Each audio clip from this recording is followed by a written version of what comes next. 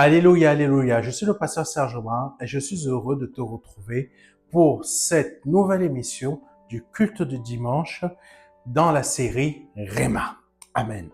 Dans cette série Rhéma, nous allons étudier plutôt le thème « Tu es de nature divine ». Comprenons la chose suivante, c'est que par le nom puissant de Jésus-Christ de Nazareth, nous sommes de nature divine. Nous sommes de nature divine. Quand quand le Seigneur plutôt nous choisit, nous emmène, nous a élus, nous a donné une élection divine, nous sommes de nature divine. Nous ne sommes plus de nature humaine. Nous ne sommes plus de nature terrestre. Donc aujourd'hui, dans cette parole de Rhéma, le Seigneur nous emmène dans ce principe-là à comprendre que tu es de nature divine. Tu n'es pas de nature terrestre. Amen. Tu n'es plus de nature terrestre quand tu t'es donné au Seigneur Jésus-Christ. Quand tu marches dans la parole, tu n'es plus de nature terrestre. Parce que la parole de Dieu dit la chose suivante. Nous sommes comme des voyageurs dans cette terre, dans cette planète. Comprenons et comprends la chose suivante. C'est qu'un jour, cette planète va disparaître comme toutes les autres dans l'univers. Tu ne t'en rends pas compte, mais il y a énormément de planètes qui ont disparu dans cet univers. C'est pas une blague, ce n'est pas une blague du tout, ce n'est pas un film, c'est une réalité. Cette terre va disparaître aussi un jour, et la parole de Dieu en parle. Mais la parole ne disparaîtra jamais. Est-ce que tu comprends? La parole est Dieu, et nous, Dieu a fait de nous son image. Est-ce que tu comprends? La politique divine de Dieu, c'est de transmettre sa politique à lui. Et sa politique, c'est quoi? C'est sa parole. Et nous sommes cette parole. Nous sommes sa politique. Nous sommes de nature divine. Amen. 2 Pierre 1, chapitre 1, verset 4 à 8 dit ceci. Lesquels nous assurent de sa part les plus grandes et les plus précieuses promesses, afin que par elles, vous deveniez participants de la nature divine, en fuyant la corruption qui existe dans le monde par la convoitise. Amen. À cause de cela, même, faites tous vos efforts pour joindre à votre foi la vertu. À la vertu, la science. À la science, la tempérance. À la tempérance, la patience. À la patience, la piété. À la piété, l'amour fraternel. À l'amour fraternel, la charité. Car si ces choses sont en vous, et ils sont avec abondance, comprends bien, elles ne vous laisseront point oisifs, ni stériles pour la connaissance de notre Seigneur Jésus-Christ. Et là, je vais vous expliquer une chose. Je vais vous expliquer une chose rapidement. C'est la définition de participant avant d'aller un peu plus loin. Participant, j'ai pris 2 définitions. Première définition, un participant est une personne qui prend part à quelque chose. Nous venons de voir que nous sommes participants à la nature divine. Amen. Ça veut dire quoi? Je suis participant, je participe à cette nature divine. Je suis de nature divine. Amen. Je ne suis plus de la nature de mon père ou de ma mère. Je suis de nature divine et j'accepte cette nature divine. Deuxième définition. Qui participe à quelque chose? C'est la deuxième définition. Qui participe à quelque chose?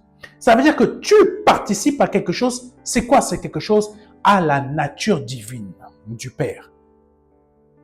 Deuxième, personne qui, dans les régimes d'assurance complémentaire, va bénéficier des droits acquis résultant de sa propre activité, les participants à un congrès. Je crois que tu n'as peut-être pas compris. Parce que tu participes à la nature divine du Père, tu as acquis des droits. Parce que tu participes à la nature divine du Père, tu as acquis des droits. Tu as acquis des droits résultant de cette activité-là. Amen. Résultant du fait que tu sois de nature divine, tu as acquis des droits. Waouh! Tu as acquis des droits. Reprenons 2 Pierre chapitre 1 verset 4 à 8 qui dit ceci. Lesquels nous assurent de sa part les plus grandes et les plus précieuses promesses afin que par elles vous deveniez participants de la nature divine. Amen. En participant à cette nature divine, tu as acquis quoi? Des droits. Quels sont ces droits? Lesquels t'assurent de sa part les plus grandes et les plus précieuses promesses, afin que par elles, tu deviens participant de la nature divine. En fuyant quoi? En fuyant la corruption qui existe dans le monde par la convoitise. Amen. Ça veut dire qu'aujourd'hui, je veux que tu comprennes bien, mais avant qu'on aille plus loin, on va prier. On va prier. Parce que ce thème-ci va t'emmener loin. Le Seigneur va t'emmener très loin. Même à des niveaux que tu pourrais même dire que, tu pourrais même croire que je suis en train de raconter n'importe quoi. Je suis en train de t'égarer. Non. C'est la parole qui va sortir de ma bouche. Tu peux faire des recherches dans la Bible. Tu peux regarder. C'est marqué. Alléluia. Mon Père, je te prie à cet instant. Je te demande l'intelligence, de donner de l'intelligence à ton enfant qui va écouter, Seigneur, ce thème-ci, qui va écouter cette prédication, afin que par le nom puissant de Jésus-Christ de Nazareth, il soit libéré de toutes sortes de convoitises, libéré de toutes sortes de réflexions personnelles, de toutes sortes de pensées qui vont l'amener à être complètement à côté de cette participation divine, de cette participation à cette nature divine. Père, je te prie pour que tu le libères de tout, pour que tu la libères de tout ce qui peut l'empêcher de participer à ta nature divine, qui est maintenant aussi la sienne. Parce que c'est exactement et réellement le cas. Au nom puissant de Jésus-Christ. Amen. Mon frère, ma sœur, toi qui m'écoutes, ou peut-être toi qui m'écoutes pour la première fois qui n'était pas donné au Seigneur Jésus-Christ, je te dis la chose suivante, que si tu reconnais comme Jésus-Christ comme étant ton sauveur et ton Seigneur, que tu abandonnes tes péchés, que tu abandonnes l'être charnel que tu es, pour devenir maintenant cette nouvelle créature qui est créée en étant de nature divine. Oh Jésus, tu vas hériter automatiquement de toutes sortes de bénédictions qui sont des droits que tu as acquis dès ta naissance. Alléluia. Oh Jésus, lesquels nous assurent de sa part les plus grandes et les plus précieuses promesses, afin que par elles, vous deveniez participants de la nature divine en fuyant la corruption qui existe dans le monde par la convoitise. Est-ce que tu sais qu'aujourd'hui, nous qui sommes chrétiens évangéliques, nous sommes plutôt dans un état où nous sommes en train de chercher la corruption. Nous sommes en train de chercher la corruption dans nos propres assemblées. Nous avons fait du trône de Dieu dans notre assemblée un trône de Satan. Oui, mon frère, ma soeur. Nous avons fait du trône de Dieu dans notre assemblée un trône pour Satan. Ce n'est pas le Père, ce n'est pas notre Seigneur qui vient assister. Comme il est dit dans la parole, qui dit ceci, là où deux sont assemblés, je viendrai parmi eux. Mais pour beaucoup de nos assemblées, ce n'est pas le Seigneur qui se manifeste, c'est le diable qui se manifeste et qui veut faire croire à toutes ces personnes qui sont dans cette église que c'est Jésus qui se manifeste au lieu que c'est le diable qui se manifeste. Pourquoi c'est le diable qui se manifeste? Parce que tout simplement, on a remplacé notre nature divine d'avoir des droits qui nous sont acquis par le fait que on convoite ce que le monde convoite. On convoite ce que le monde convoite. Nous sommes remplis de corruption. Eh oui, mes frères et mes sœurs. Dans la plupart de nos assemblées, que ce soit ici en France ou à l'étranger, nous sommes remplis de corruption. Parce qu'aujourd'hui, nos cœurs sont remplis de convoitise. Tu convoites les biens immobiliers. Tu convoites les biens de ce monde. Tu es rempli de corruption. Amen. Tu as quitté le péché pour retrouver le péché, mais dans l'église, la corruption. Tu crois que tu adores Dieu, mais tu adores le diable. Le diable a son trône dans beaucoup de nos assemblées. Et on a oublié que nous sommes censés être de nature divine. Nous avons oublié que dès que nous sommes nés de nouveau, nous sommes nés de nature divine. Mais beaucoup d'entre nous, on n'est pas vraiment nés de nouveau. On a gardé notre nature charnelle.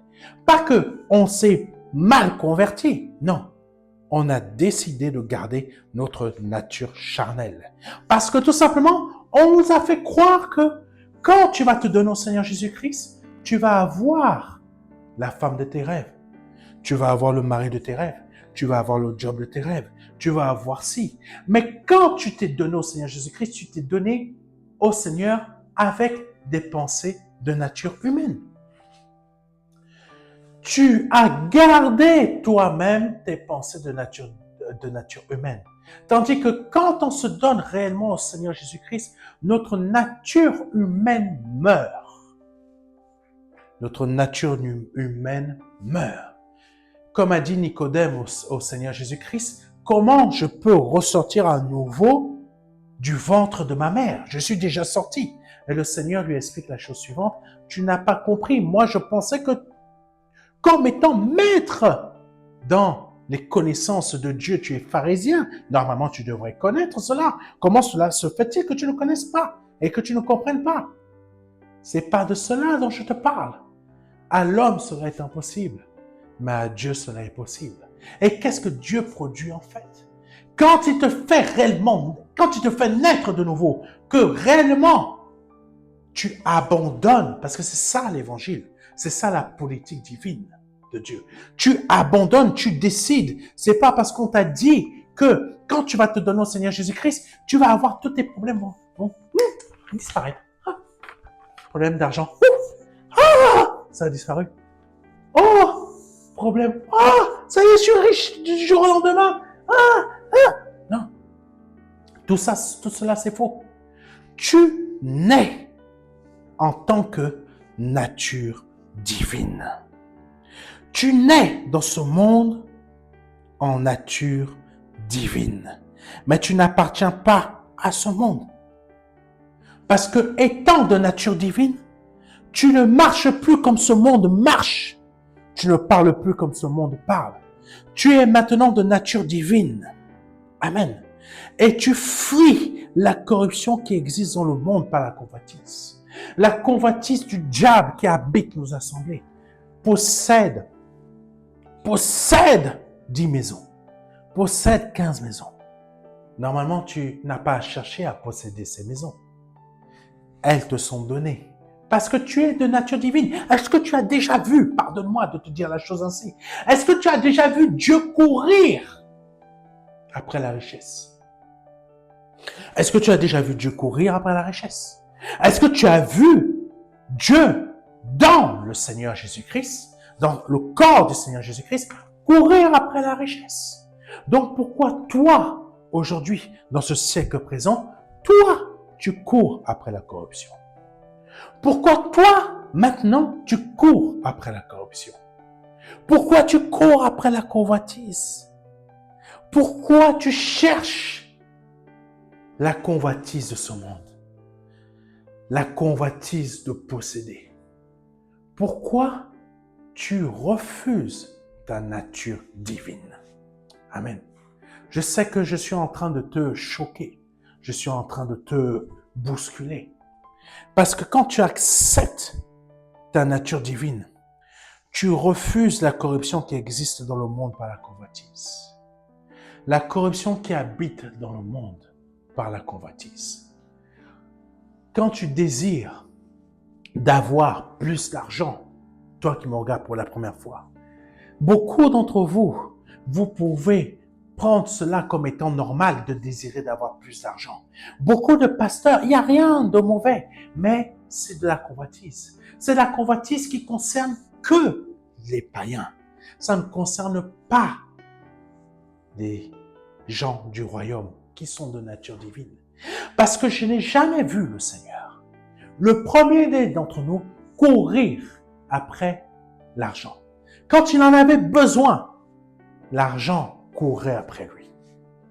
Tu peux le trouver dans la parole. Quand il en avait besoin, l'argent courait après lui. Quand il est né, ses parents n'avaient même pas d'argent. Elle a accouché où l'enfant? Dans un taudis. Est-ce que tu comprends cela? Quand le Seigneur est né, il est né dans un taudis. Amen. Bidonville, si tu veux. Bidonville. C'est vraiment la pauvreté à l'état pur. Mais la richesse lui a couru après. Les 3 mages lui ont couru après en lui apportant quoi? Des coffres, des trésors. Pourquoi? Parce que tout simplement, Jésus est de nature divine. Dans la réalité, quand tu es né réellement de nouveau, qu'est-ce que je veux dire par là, né réellement de nouveau? Parce qu'il y a beaucoup d'entre nous, on garde notre nature humaine.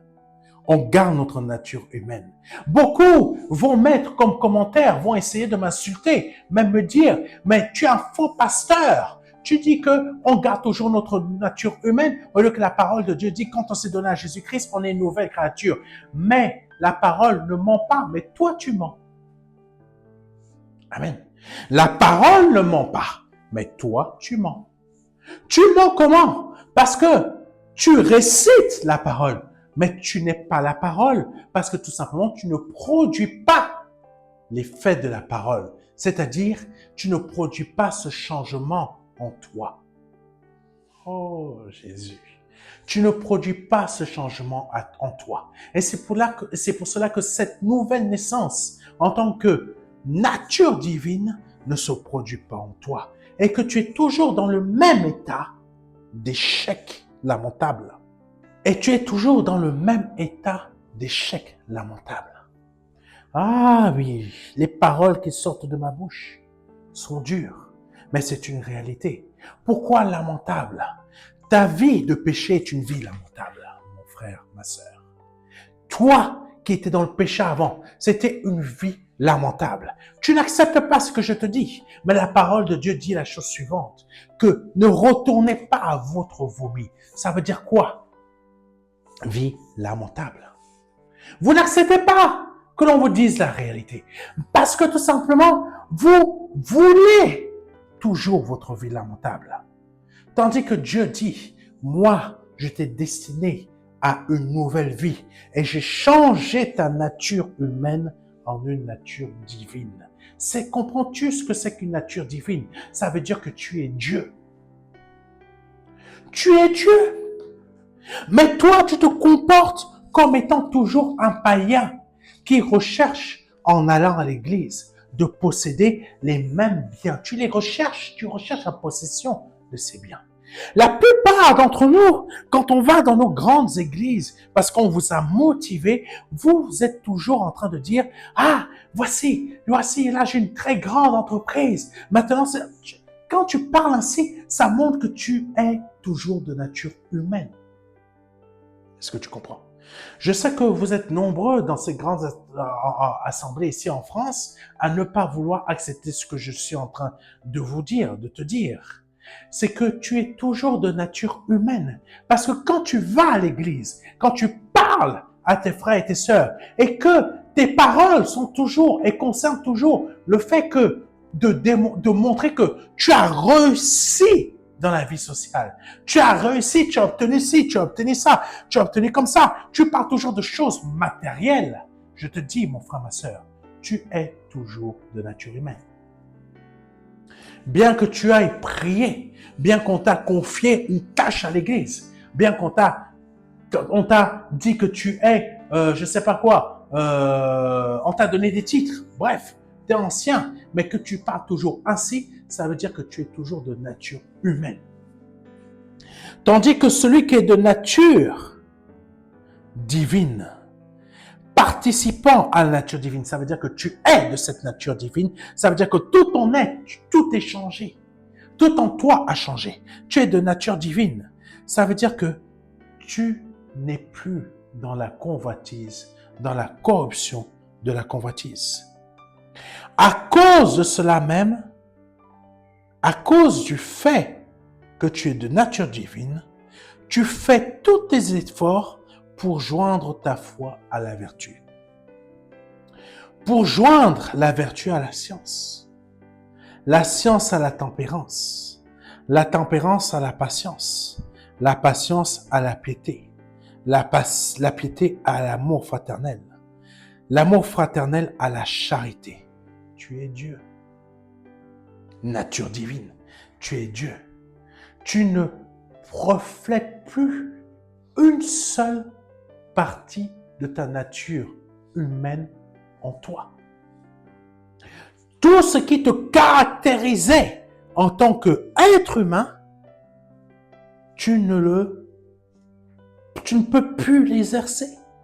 Parce que tu as réellement changé. Et c'est cela qu'il faut comprendre. La nouvelle naissance, c'est réellement un pur changement radical. Ça veut dire tout simplement, tu ne peux plus produire ta nature humaine d'avant. Tu produis une nouvelle nature qui cette fois-ci est une nature divine. Tu ne peux plus produire ce que tu étais avant. Tu ne peux même plus penser comme tu pensais avant. Mais quand tu continues à produire ou à penser ou à agir comme tu agissais avant, désolé de te dire la vérité, tu es toujours de nature humaine. Tu n'as pas encore changé. Tu es peut-être en cours de changement, mais ça prend peut-être un peu plus de temps avec toi. Mais parfois, il n'y a aucun changement et tu es toujours de nature humaine. Je connais beaucoup de personnes parce que quand tu es de nature divine, tu luttes. Tu luttes contre tes anciennes émotions. Parce que quand il est dit dans la parole de Dieu, à cause de cela même, faites tous vos efforts pour joindre à votre foi la vertu. En clair, ça veut dire que fais des efforts pour changer. Fais des efforts pour changer. Fais des efforts pour imposer le changement en toi. Fais des efforts pour imposer ce changement. Tout ce que tu pouvais faire avant qui était de nature humaine, impose le changement en toi. Amen. Impose le changement en toi. Amen. C'est à toi de le faire. Parce que quand tu es de nature divine, cette nature divine dont tu es maintenant, par cette puissance que Dieu met en toi, dans le fait qu'ils disent, ma force se manifeste par ta faiblesse.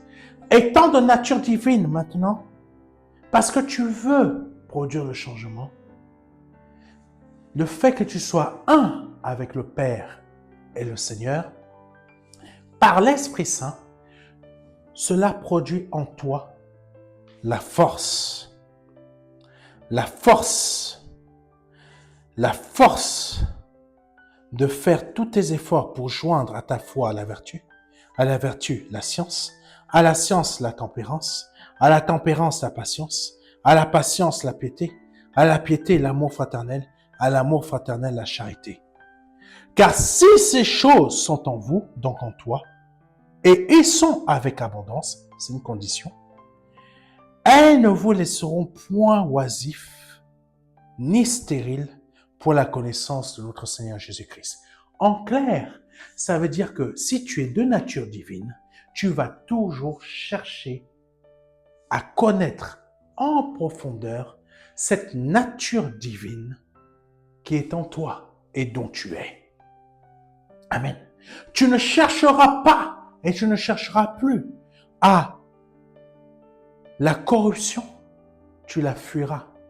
Tu ne chercheras plus à vouloir posséder le matériel. la dernière voiture. Tu chercheras à connaître en profondeur cette nature divine dont tu es. 2 Pierre chapitre 1, versets 9 à 11 dit ceci. Mais celui en qui ces choses ne sont point est aveugle. Ça démarre comme cela. Mais celui en qui ces choses ne sont point est aveugle. Donc, comprends et considère le fait que si ces choses qu'on vient de lire, la nature divine n'est pas en toi, donc tu ne fais aucun effort, tu ne produis rien pour chercher en profondeur le fait de comprendre et de connaître la nature divine dont tu es maintenant. Donc ça veut dire Jésus-Christ en toi. Tu ne cherches pas à connaître Jésus-Christ. Tu ne cherches pas la connaissance. Ça veut dire que tu es aveugle. Tu es aveugle. Tu as beau t'être donné à Jésus-Christ par le baptême, par immersion. Je tiens à t'expliquer quelque chose. Ce n'est pas parce que tu passes par le baptême par immersion que tu es sauvé. Wow, je crois que je vais me faire encore des ennemis. Je crois que je vais encore me faire des ennemis. Ce n'est pas parce que tu passes par l'eau du baptême que tu es sauvé. Tu es sauvé parce que tout simplement, l'image du baptême est une image dans le sens où c'est une action spirituelle qui se produit en toi quand il y a réellement un changement. Mais quand tu passes par l'eau du baptême et que tu n'as pas laissé l'action spirituelle qui est réelle se produire en toi, c'est exactement la même chose que tu peux faire quand tu te dis, je vais... comment t'expliquer ça? C'est comme si tu allais...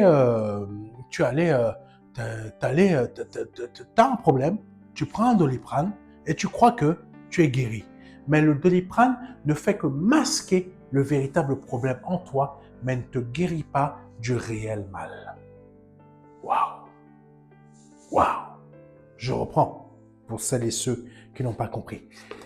Pour beaucoup d'entre nous qui sont dans nos assemblées actuellement, ici en France comme ailleurs, la nature divine ne s'est pas produite parce qu'il n'y a pas réellement eu de nouvelle naissance. Parce que tout simplement, beaucoup d'entre nous, nous avons pris le baptême par immersion comme étant tout simplement quelque chose qui me lave complètement de mes péchés et qui ne se produit rien parce que tout simplement, on n'a pas laissé la réelle action spirituelle se produire en nous pour qu'il se produise un réel changement. C'est exactement à la même image que quand on a un problème de santé et que dans les faits, nous avons un problème, ça donne des maux de tête, ça donne de la fièvre, ce problème de santé produit de la fièvre, produit des maux de tête et ce genre de choses que normalement le Doliprane devrait guérir, mais ne le guérit pas parce que tout simplement le mal qui se trouve en nous produit bien les maux de tête, produit bien la fièvre, produit bien des symptômes que le Doliprane devrait guérir, mais ne le guérit pas parce que tout simplement le Doliprane n'est pas le réel remède qui devrait guérir et éliminer le mal à sa source, mais ne fait que masquer la douleur, masquer le réel mal. C'est exactement ce qui se produit pour certains et même beaucoup d'entre nous. Nous passons par le baptême par immersion, mais en agissant ainsi de manière religieuse, j'espère que tu comprends, de manière religieuse, nous ne procédons pas, nous ne procédons pas de nous-mêmes, mais nous avons une part à faire dedans, parce qu'il est dit la chose suivante. À cause de cela même, faites tous vos efforts. Tu dois faire tes efforts. Mais on ne voit pas les efforts que tu produis. Tu es bien passé par les eaux du baptême, mais on ne voit pas les efforts que tu produis pour joindre à ta foi la vertu, etc. On ne voit que simplement le fait que tu es passé par l'eau du baptême et cela agit comme le Doliprane qui masque le réel mal. Donc le baptême par immersion pour toi est comment dire ça, masque de façon religieuse le réel mal qui est toujours en toi, car la manière que tu as agi, qui est une manière religieuse, en passant par les eaux du baptême, cela n'a fait que masquer le réel mal qui est toujours en toi, mais ne l'a pas chassé. Ça veut dire qu'il ne s'est pas produit de nouvelle naissance, et ça veut dire que tu n'es pas né de nouveau, tu n'es toujours pas de nature divine. Est-ce que cela veut dire que quand tu auras compris, tu dois refaire un deuxième baptême? Non. La nouvelle naissance est une action spirituelle. Tu t'es déjà baptisé une deuxième fois. Tu n'as pas besoin de te baptiser une deuxième fois. Là, ce qui te manque, c'est la réelle nouvelle naissance spirituelle que tu n'as pas parce que tu t'es servi du baptême par immersion pour toujours masquer tes propres péchés que tu continues à produire. Est-ce que tu comprends? Tandis que quand tu es de nature divine, tu fais tous tes efforts pour abandonner ce que tu étais avant. C'est pour cela que dans 2 Pierre chapitre 1, versets 9 à 11, il est dit ceci, « Mais celui en qui ces choses ne sont point. » Ça parle de quoi? Ah, Jésus. La vertu, la science, la tempérance, la patience, la piété, l'amour fraternel, la charité. Amen. Si elles n'y sont pas en abondance, tu es une personne aveugle. C'est pardonnez-moi, c'est 2 Pierre, chapitre 1, début verset 9. Je continue. Il ne voit pas de loin, et il a mis en oubli la purification de ses anciens péchés. Je reprends. Parce que tu n'as pas accepté ce que je t'ai dit tout à l'heure. Mais là, la parole dit la chose suivante. C'est marqué. Je ne t'ai rien inventé. Quand je t'ai dit que ton baptême par immersion n'était qu'un masquage parce qu'il est de nature religieuse, la parole de Dieu dit la chose suivante. 2 Pierre, chapitre 1, verset 9 à 11. Mais celui en qui ces choses ne sont point est aveugle. Il ne voit pas de loin et il a mis en oubli la purification de ses anciens péchés. Ça veut dire que de toi-même, tu t'es bien donné à Jésus-Christ, mais tu t'es donné de façon religieuse, mais tu as, au lieu d'accepter la nouvelle naissance, qui se produise quelque chose de spirituel en toi, pour que tu passes de nature humaine soumise au péché à une nature divine, tu as décidé de toi-même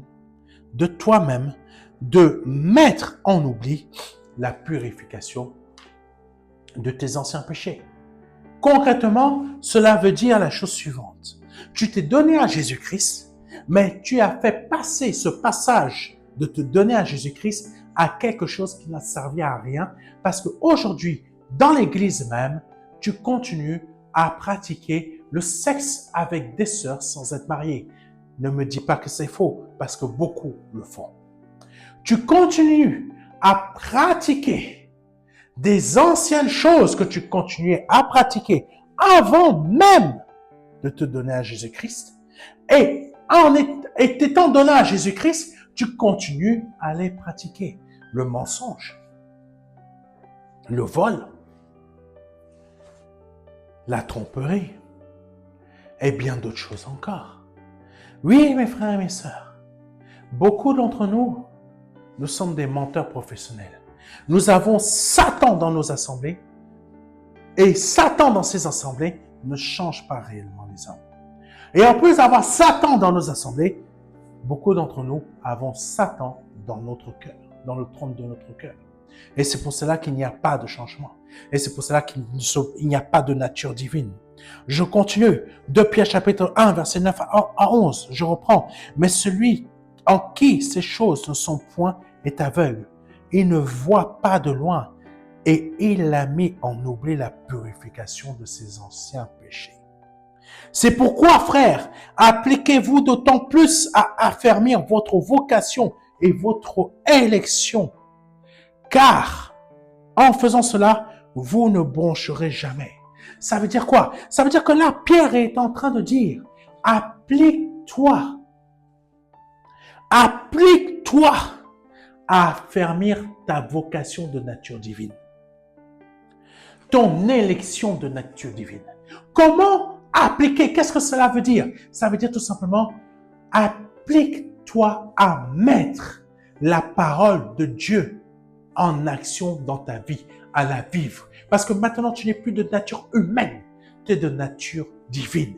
Tu ne peux plus marcher comme tes amis, tu ne peux plus marcher comme tes collègues, tu ne peux plus marcher comme ce que les ancêtres de ton village ou ceux qui sont les garants des coutumes de tes ancêtres oh Jésus, tu sais, beaucoup de personnes, je te le dis, parce que il faut vous dire les choses telles qu'elles sont réellement. Beaucoup d'entre vous, vous êtes à l'église, mais que vous continuez à pratiquer ce que les garants de vos ancêtres, que ce soit au Congo, que ce soit au Cameroun, que ce soit en Côte d'Ivoire, que ce soit au Ghana, que ce soit au Gabon, que ce soit peu importe où c'est, que ce soit aux Antilles françaises, que ce soit en Guadeloupe même, que ce soit en Martinique, vous continuez à suivre ce que les garants de vos ancêtres vous recommandent de faire. Amen. En Afrique, vous connaissez, vous continuez à suivre des coutumes qui sont liées à ce que les garants de vos ancêtres vous imposent. Moi, je me souviens que quand ma mère elle est morte, on m'a demandé, je vais aller voir comme ça à tel pays, non, je vais aller au village, il faut m'envoyer telle photo. J'ai dit non. J'ai refusé. Parce que je suis de nature divine. Donc, si je suis de nature divine, ce qui, la parole de Dieu dit de moi, c'est que je ne suis plus de ce monde. Ça veut dire que quand je ne suis plus de ce monde, je n'obéis plus à la nature de ce monde, à la pensée de ce monde, à la convoitise de ce monde, à ce que ce monde est, à sa loi. Amen. Quand je suis de nature divine, je suis guadeloupéen, je n'obéis plus aux pensées des anciens esclaves. Je ne me soumets pas bêtement à l'impérialisme de la France. Sur mon pays, ma terre, elle est ma terre. Mon pays est mon pays. Ma Guadeloupe, c'est ma Guadeloupe. C'est mon Guada. Ça m'appartient. Ça n'appartient plus au béquet. Je me suis battu pour pouvoir être libre. Et mon dos n'est plus aux Français de couleur blanche qui veulent frapper mon dos. Je suis maintenant de nature divine, je suis libre et je ne laisse plus mon esprit être soumis à ce que mes ancêtres esclaves faisaient, c'est-à-dire je me bats contre mon frère guadeloupéen. Je me bats contre mon frère ou ma soeur guadeloupéenne. Je vois qu'il est en train de réussir, je commence à le jalouser. Non! Je développe la piété en moi. Je développe l'amour fraternel en moi. Quand je vois mon frère ou ma soeur guadeloupéenne développer une idée, je vais l'aider. Je lui apporte mon aide. Parce que maintenant, j'ai ma nature divine. Et je veux que mon frère, ma soeur réussissent. Et s'il réussit, c'est moi aussi qui réussis. Parce que nous sommes un. Un. Voici ce que c'est que la nature divine. Voici ce que c'est que la nature divine. Voici comment on peut sauver la Guadeloupe. Voici comment on peut sauver un pays en Afrique. C'est pas beaucoup de dîmes des pasteurs là-bas au Congo qui vous disent il faut donner la dîme, il faut donner la dîme, il faut donner la dîme. C'est pas la dîme qui va te sauver. C'est pas la dîme qui va sauver ton territoire. C'est pas la dîme qui va sauver un pays au Cameroun. C'est le fait que tu développes cette vocation, tu développes cette élection qui est quoi? Ta nature divine. Tu la développes comment?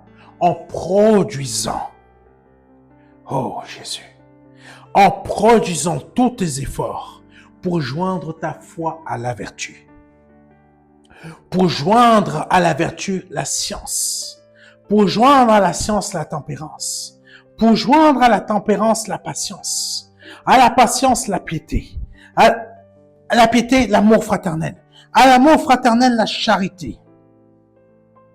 Tu développes la parole de Dieu en toi. Oh Jésus, tu t'appliques à affermir cette vocation, cette élection de nature divine. Tu ne t'appliques pas dans la corruption de la convoitise. Tu t'appliques à développer cette vocation de ta nature divine. Dieu te montre qu'il t'a fait Dieu. Mais toi, comme certaines personnes qui avaient expliqué la chose suivante, certaines personnes ont refusé volontairement le salut pour suivre Satan, bien qu'ils savent où ils vont finir, mais pour avoir toutes les richesses de ce monde, pensant pouvoir avoir une élection haute en enfer, ils ont décidé de suivre et de se laisser corps et âme à leur vocation à la vocation de la corruption, de la convoitise. Et beaucoup de chrétiens dans nos assemblées, pardonnez-moi, on est pareil. On est pareil.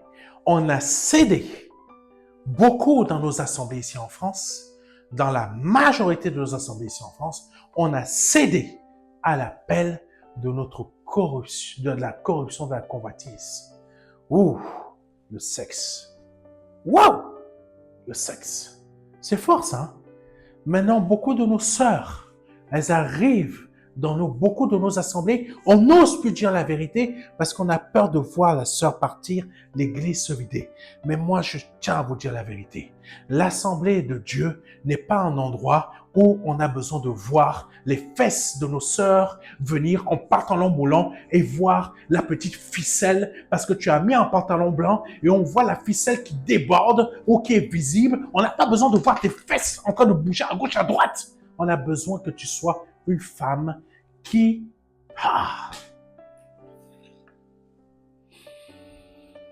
cherche à s'affermir dans sa vocation, dans son élection de nature divine. On n'a pas besoin de voir un frère qui arrive à l'église et qui devient un charmeur.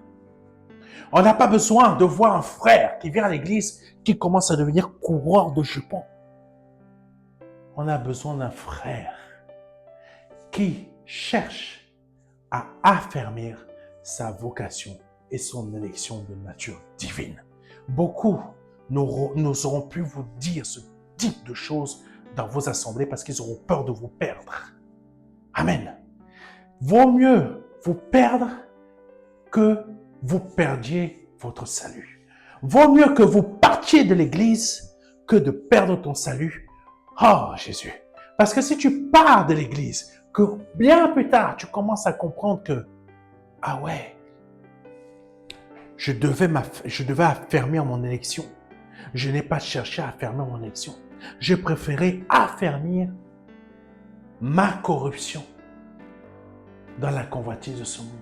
J'ai préféré affermir ma stabilité professionnelle, ma stabilité financière, ma stabilité sociale, ma stabilité ça. Mais je ne me suis pas, occupé d'affermir ma vocation et mon élection concernant ma nature divine. Alléluia. Verset 10. C'est pourquoi, frères, appliquez-vous d'autant plus à affermir votre élection, votre vocation et votre élection. Car en faisant cela, vous ne broncherez jamais. Verset 11. C'est ainsi, en effet, que l'entrée dans le royaume éternel de notre Seigneur et Sauveur Jésus-Christ vous sera pleinement accordée.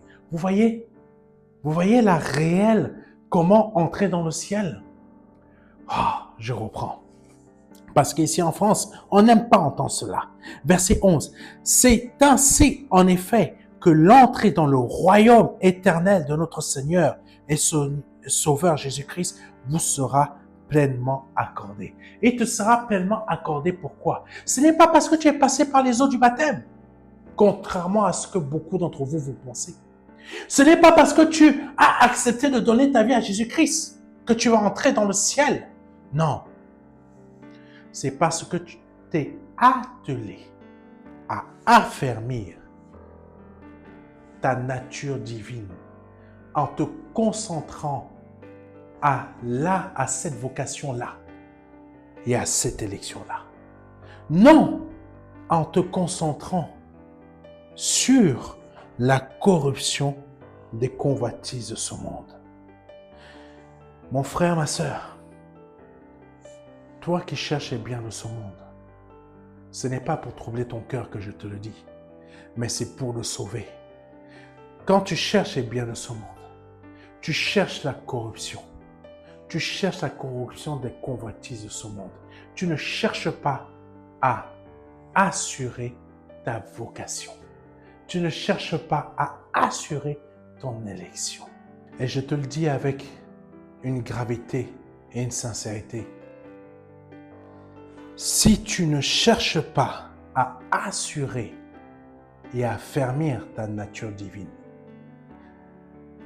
par une vocation sincère, par cette élection que Dieu t'a donnée, si tu ne cherches pas à l'affermir, mon frère, ma sœur, voici ce que dit le verset 11. C'est ainsi en effet que si tu affermis cette vocation, cette élection, c'est ainsi en effet que l'entrée dans le royaume éternel de notre Seigneur et Sauveur Jésus-Christ te sera pleinement accordée.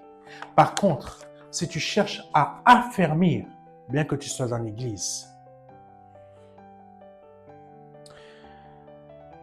la vocation de ta corruption des convoitises, c'est-à-dire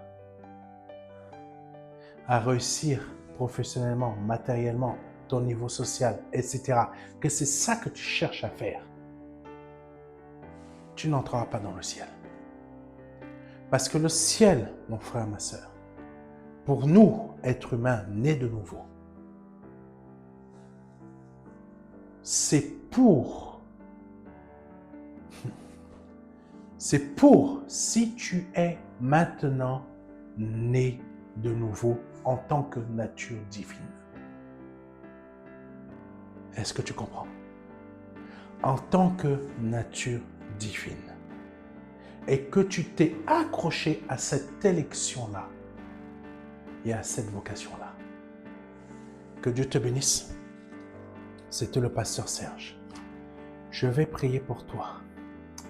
Mon Père, je te prie pour ton serviteur, pour ta fille, pour cette personne qui écoute ce message, pour que vraiment, Papa, ce message d'aujourd'hui produise en elle, Seigneur, la vocation de affermir son élection et non d'affermir la corruption de ces convoitises de ce monde par le nom puissant de Jésus-Christ. Si c'est la première fois que tu entends un de mes messages et que tu souhaites te donner au Seigneur Jésus-Christ, je t'invite à répéter après moi. Père éternel, Dieu Tout-Puissant, je te rends grâce pour ce message parce que par ce message, j'ai compris dans quelle position je suis. Et de cette position de péché, je veux quitter. Et je me repens de tous mes péchés, de toutes mes offenses, de tout ce que j'ai pu faire ou pu dire qui n'a pas été à ta gloire. Je me repens en totalité de mes erreurs et de mes offenses. Je reconnais que tu es Dieu. Je reconnais, Père, que tu as formé un corps à Jésus-Christ qui lui-même est Dieu et ton Fils.